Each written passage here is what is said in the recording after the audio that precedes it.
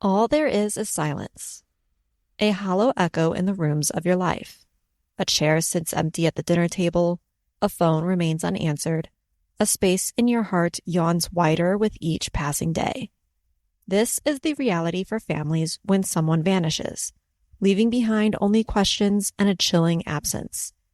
In the United States, hundreds of thousands of people go missing each year, a staggering number that represents not just statistics, but lives suspended in an agonizing limbo. According to the National Missing and Unidentified Persons System alone, there are tens of thousands of active missing persons cases. Where did they go? What happened? And will they ever return? Today we dive into the shadows, seeking answers in the void, and exploring the haunting mystery of those who simply disappeared. Welcome back to Tragedy with a View.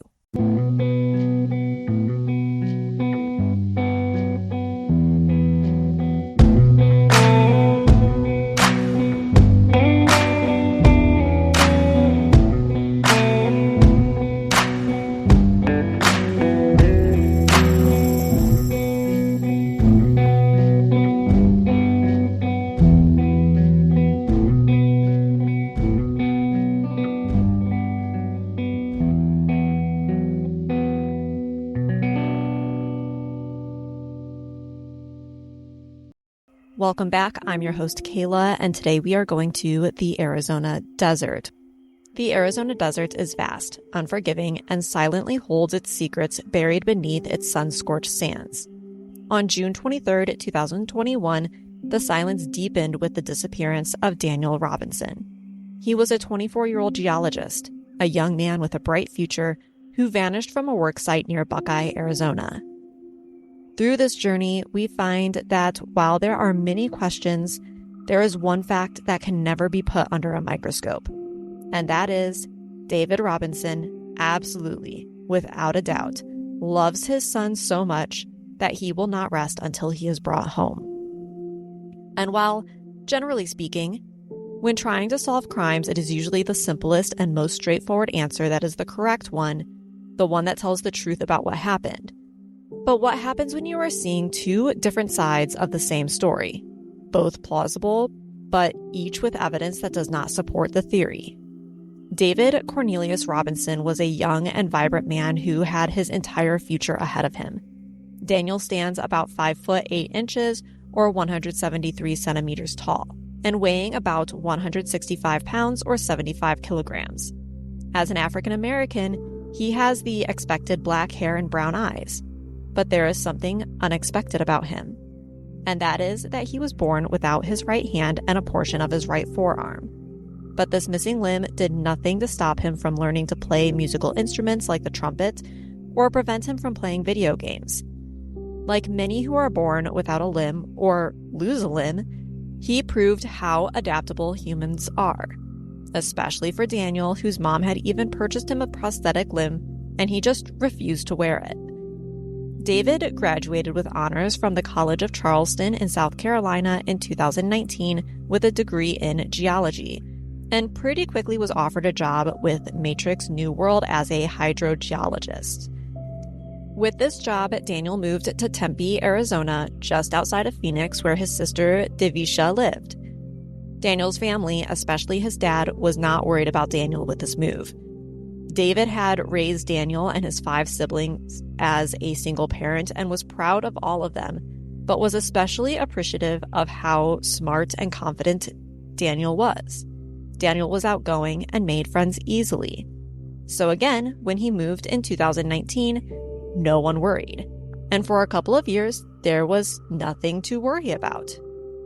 And that changed on June 23rd of 2021. The day was cold and rainy in comparison to the normal late June weather Arizona is accustomed to. Daniel was supposed to be at a job location at 7 a.m., but was running a few minutes late this morning. Stopping at a Shell gas station to top off his 2017 grayish-blue Jeep Renegade with gas, he bought $3.83 in gas from Pump 4, and according to surveillance cameras, he left the station at 7:03 a.m. Daniel reported to the job site, which was located near Sun Valley Parkway and Cactus Road, to meet his coworker, Kenneth Elliott, where they commonly would meet with representatives from companies who wanted to drill wells. On this day, they were meeting with a company named Weber Construction Company, and it was normal for Daniel to go to several different drill sites that were inside of his designated area. But all of them were in the remote Arizona desert, which require a bit of a drive. He arrived at this site at about 7:22 a.m. It was while he was here that Kenneth found Daniel was behaving oddly. He was saying things that didn't quite make sense, but his behavior was not threatening or violent in any way. But then Daniel left the job site without saying anything. Some sources say that he left about 9:15, others say 9:45, but regardless, the fact that he left without saying anything at all was weird. Another coworker named Roger Proustman was concerned and felt like something was off about Daniel as well. And Daniel was a little bit more forthcoming with Roger about what was on his mind.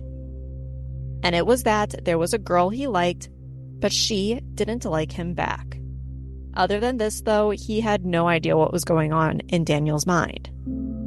It was at about 3 p.m. that Kenneth realized that he hadn't talked to Daniel all day, and when he tried to call Daniel, he was unable to reach him. So Kenneth followed Daniel's tire tracks as they led away from the site. When he came to a T intersection, Kenneth expected to see the tracks heading back towards town, so they should have turned left. But instead, he saw tire tracks turning to the right, into the Sonoran Desert. The Sonoran Desert is a diverse desert region that spans parts of Arizona, California, and Mexico, and it is one of the hottest deserts in North America. The desert includes areas like the Saguaro National Park in Arizona and extends into Baja California and Sonora in Mexico. It has a subtropical climate with two distinct rainy seasons, summer monsoons and lighter winter rains. Temperatures can easily soar above 120 degrees Fahrenheit or 49 degrees Celsius, and with the desert covering about 100,000 square miles, getting lost and succumbing to the heat is not unheard of, especially since this is a location where border crossings are common. According to Human Borders, just under 5,000 people have died in the Sonoran Desert since the year 2000. But on the flip side of that, it's impossible to tell exactly how many people have become lost, gone missing, and died in the Sonoran Desert because many times people are never found. While heat stroke and dehydration are commonly experienced when heading into the desert unprepared, the heat is not the only thing that they have to worry about. The lows at night often drop into the 40s and 50 degrees Fahrenheit or 4 to 10 degrees Celsius, but in the winter months it gets colder and hypothermia is a risk as well.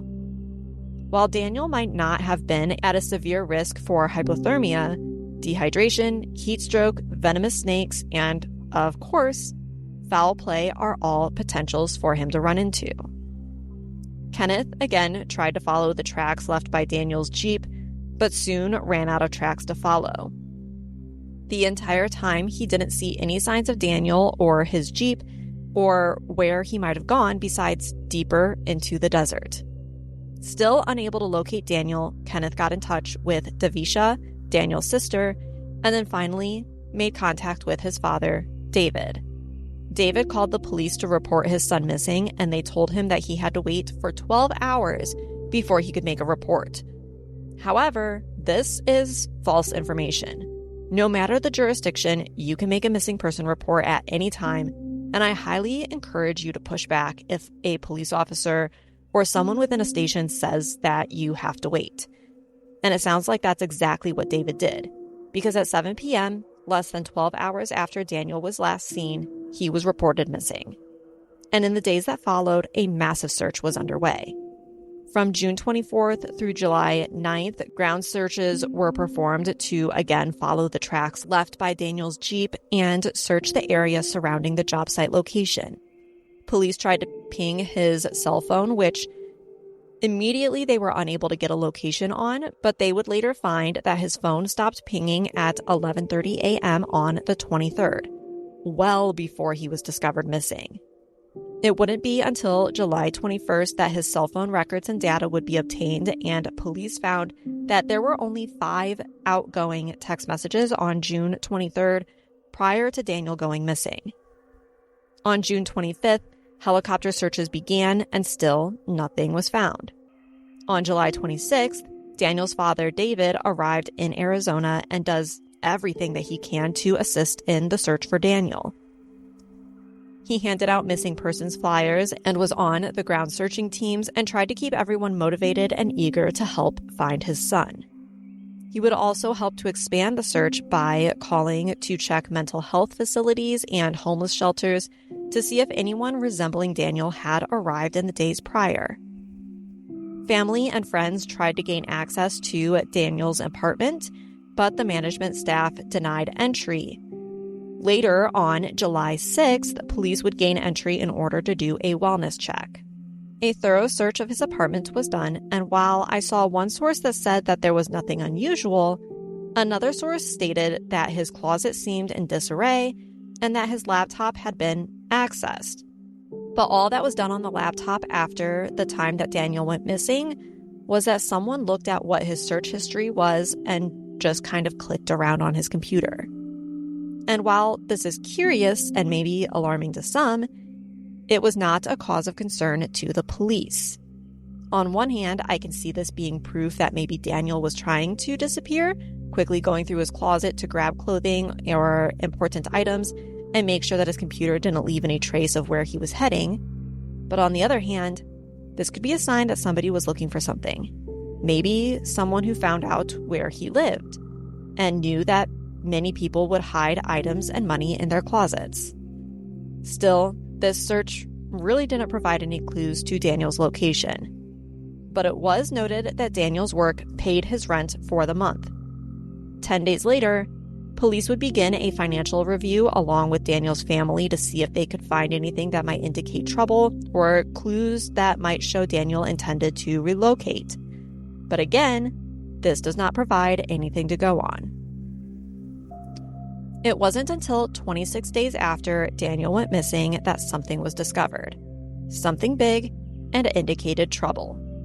On July 19th, Daniel's Jeep was found. It was about 20 feet down inside a ravine about 3 miles from Daniel's last known location, 3 miles from his job site, and it was just now being found. In the days prior, searchers covered 70 square miles and used people on the ground, helicopters, UTVs, cadaver dogs, and drones to search for Daniel. The Jeep was laying on its passenger side with a smashed windshield, and the front end was crumpled. The windshield was smashed in a way that indicated a strike with a blunt object rather than a rollover impact. And the rancher who found the Jeep insists that he had just come through the area a few days prior while looking for his cattle. And at that time, there was no Jeep in the ravine. So this ravine could have easily been something that Daniel intentionally drove into. It is not like just off the road, indicating that maybe he drove there. This is purely speculation on my part, but I am no stranger to how exciting it can be to go off-roading. It is fun and exhilarating and strangely just doesn't fit with everything else in this case. They had been searching for nearly a month through the area and searching a lot of this area. And I have so many questions as to why his car was not found before now if it was only 3 miles from his last known location. In addition to the exterior damage, all of the airbags deployed, and while there was damage to the exterior of the vehicle and the airbags went off, the inside did not indicate injury to a driver or a passenger. Daniel's cell phone, wallet, keys, and clothes were all located in or near the vehicle.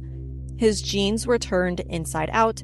He had taken his work boots off, company-issued orange vest, t-shirt, and 2 socks, which were also inside out. And what is just so crazy to me is it seems like something happened here. with the fact that pretty much all of his clothes were left at the site of where his vehicle crashed, it just doesn't make sense to me. Who would remove all of their clothing after a crash?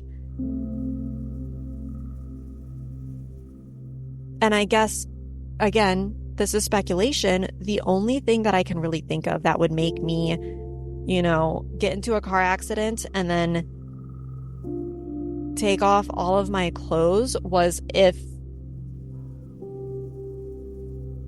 Now, hear me out. I'm terrified of bees. So the only thing that I can think of that would make me potentially get into an accident and then take off all of my clothes was if a bee went down my shirt.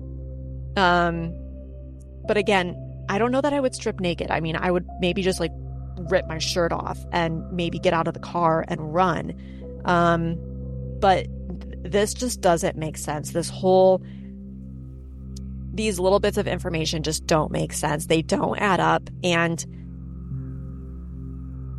unfortunately, there were several rainstorms that washed through the area between Daniel going missing and his Jeep being found, which wiped away crucial evidence, such as footprints or tracks that might have been left in the dirt that would allow people to know what direction he might have gone in, or potentially a second set of tire tracks. It wouldn't be until October 18th that a collision report would be processed on the Jeep. You heard that right. 3 months after the Jeep was found. And this was because police didn't see any signs of foul play, and therefore they didn't feel that one was necessary. They also failed to perform any forensic testing.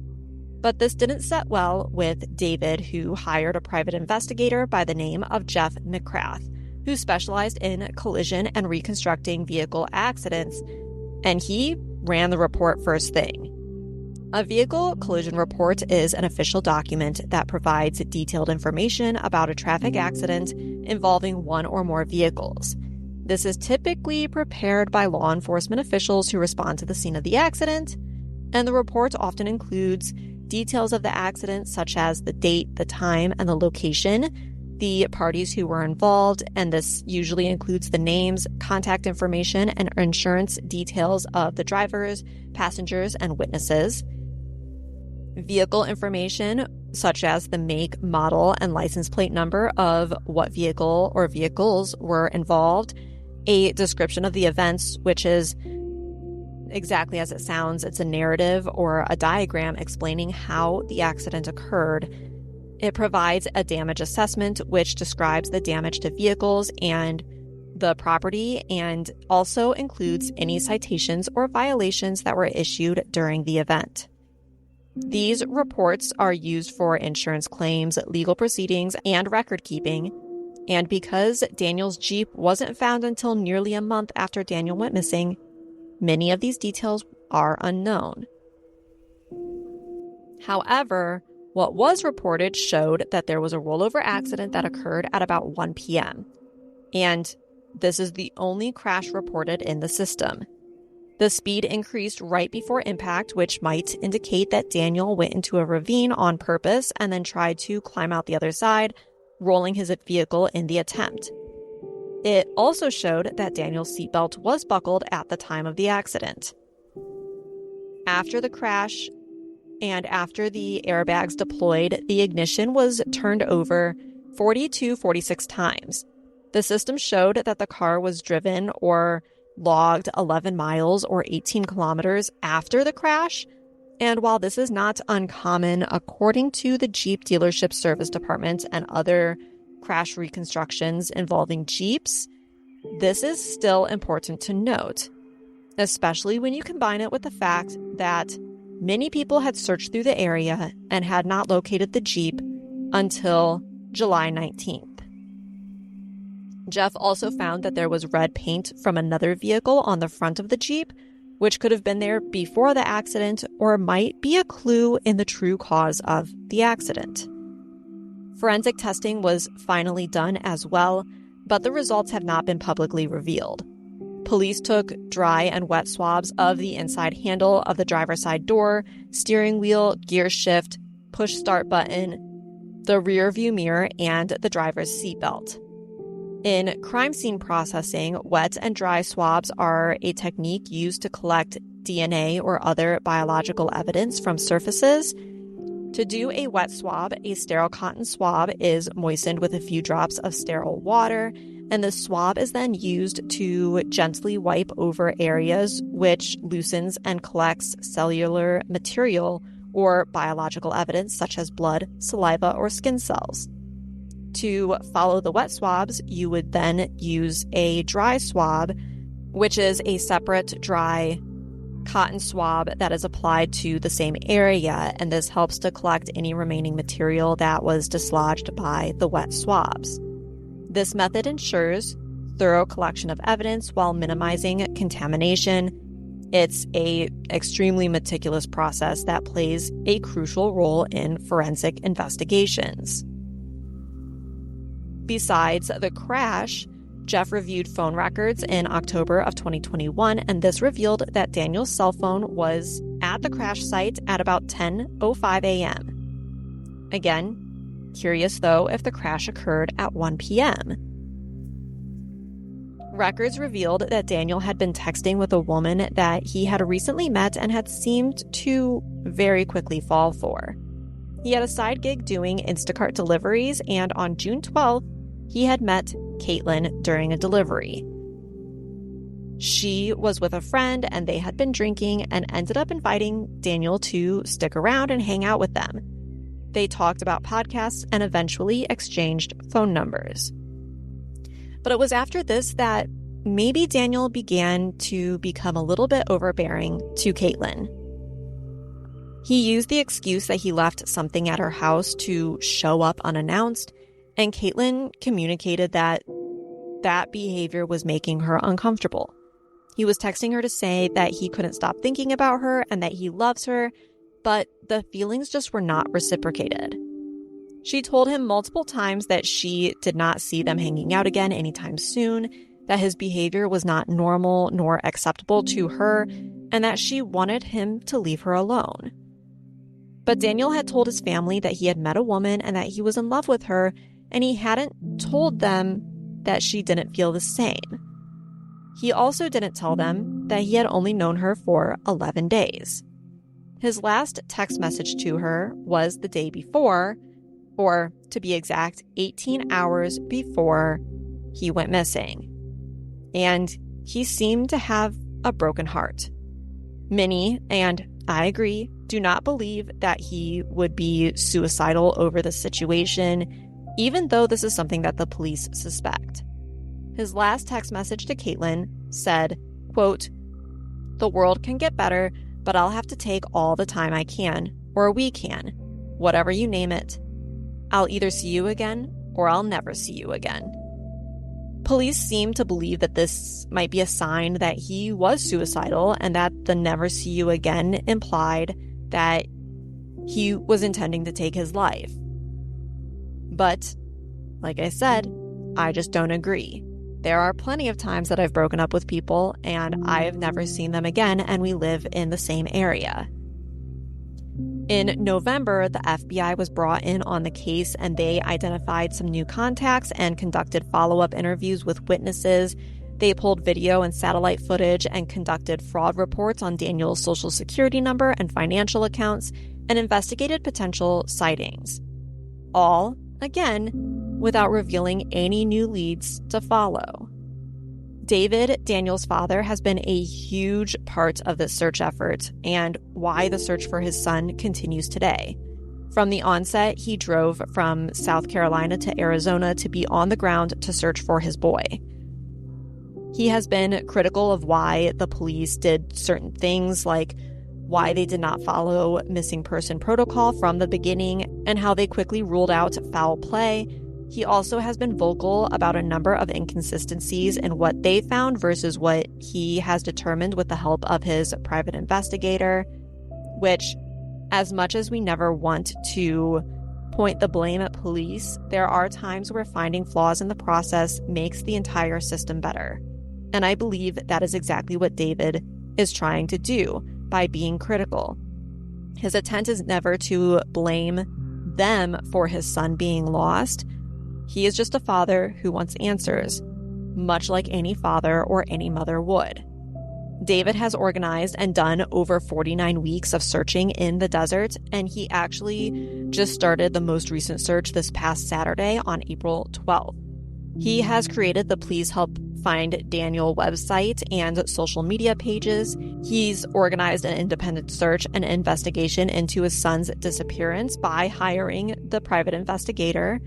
He has helped find and solve other cases in the area, from finding human remains during his search that helped bring closure for other families, such as on July 29th, 2021, a skull was found.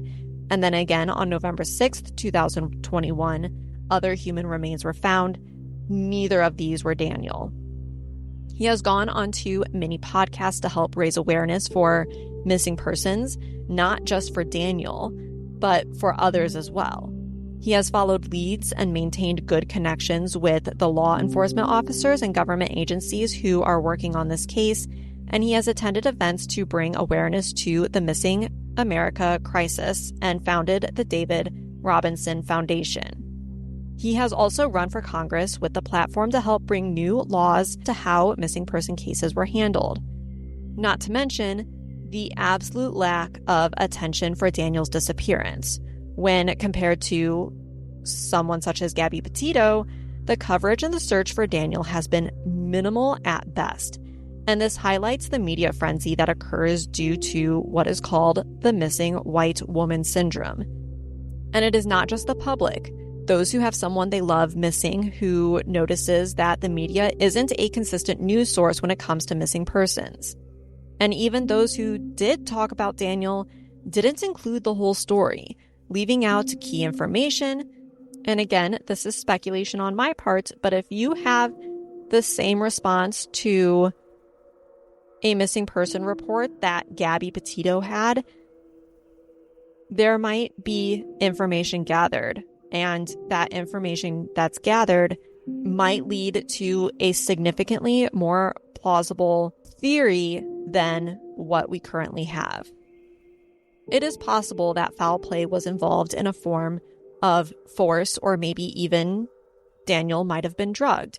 And the difficult part about this is that we may never have those answers. In the United States, thousands of people are reported missing each year. According to the National Crime Information Center, there were over 500,000 active missing person cases in recent years. Many of these cases involve children, but adults also make up a huge portion of this. These missing people include cases of runaways, abductions, those with mental health issues, and those who disappear under suspicious circumstances. Organizations like the National Center for Missing and Exploited Children and the FBI's Kidnapping and Missing Persons Division work to locate missing individuals and provide support to families. But there are always challenges. Cases involving missing Indigenous people, particularly women, have gained attention due to underreporting and the lack of resources in certain communities. Arizona specifically has a significant number of missing person cases, ranking among the top in the United States for missing people. According to recent data, Arizona has 1,099 active missing person cases and is third in the U.S. for missing Indigenous people. Per capita, Arizona has 14.3 missing persons per 100,000 people, which is among the highest in the country.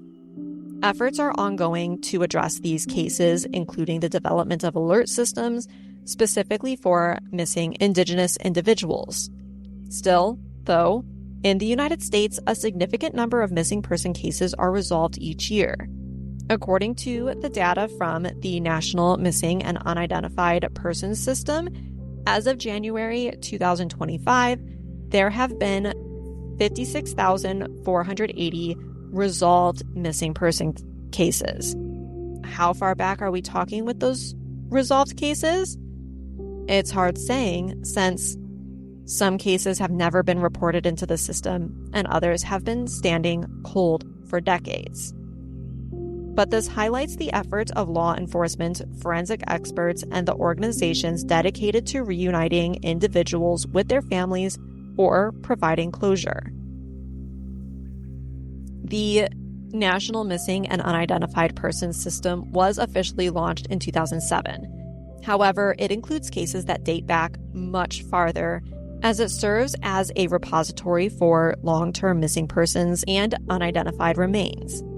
Many of the cases are older than 20 years old, and some go back several decades. In the United States, a significant percentage of missing persons cases are resolved, but Daniel's is not yet one of them. And so the search continues. The desert still holds its secrets, but the silence is broken by the unwavering determination of David, a father driven by an unyielding love for his son. The questions surrounding Daniel's disappearance remain, casting a long shadow over the Arizona landscape.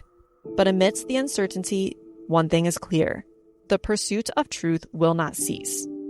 Every search, every flyer, every shared story, Daniel's memory is kept alive and fuels the hope that one day answers will be found. This is more than just a missing persons case. It's a testament to a father's love, a community's support, and the relentless search for truth in the Arizona wilderness.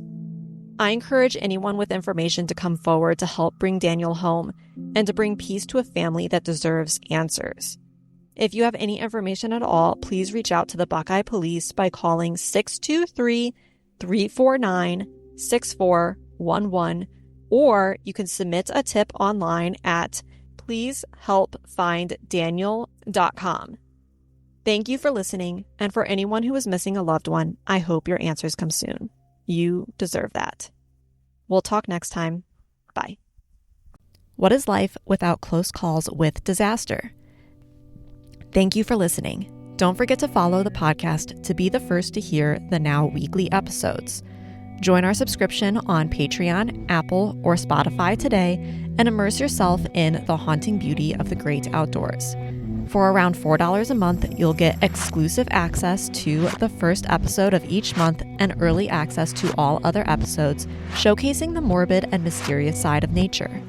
Please reach out with story requests, and if you have your own story, please email tragedywithaview@gmail.com for a chance to have your story featured on a later episode. Again, thanks for listening. We'll see you next time.